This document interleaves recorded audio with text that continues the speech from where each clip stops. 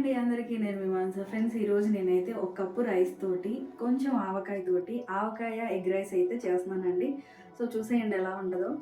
దానికి కావాల్సింది ఒక కప్పు రైస్, ఉల్లిపాయలు, కొత్తిమీర, అలాగే ఆవకాయ, ఒక మిర్చి. ఓకేనండి, బాణలి అయితే హీట్ వచ్చేసింది. 2 స్పూన్ల ఆయిల్ అయితే వేసేసుకుందాము. ఆయిల్ అయితే హీట్ వచ్చేసింది. ఇప్పుడు సన్నగా తరిగి పెట్టుకున్న ఉల్లిపాయ, సన్నగా తరిగి పెట్టుకున్న పచ్చిమిర్చి, అలాగే ఎగ్స్.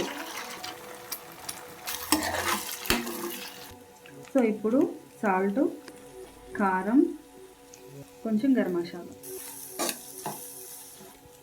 సో చూసారు కదా, ఇప్పుడైతే మనం మెయిన్గా ఆవకాయ అయితే వేసేసుకుందామండి.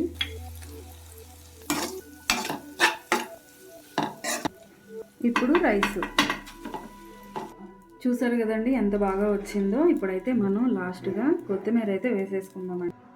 సో చూసారు కదండి, ఎంతో టేస్టీగా స్పైసీగా ఉండే ఆవకాయ ఎగ్ రైస్ అయితే రెడీ అయిపోయిందన్నమాట. ఇంతే ఫ్రెండ్స్, లైక్ చేయండి, షేర్ చేయండి, సబ్స్క్రైబ్ చేయండి. బాయ్.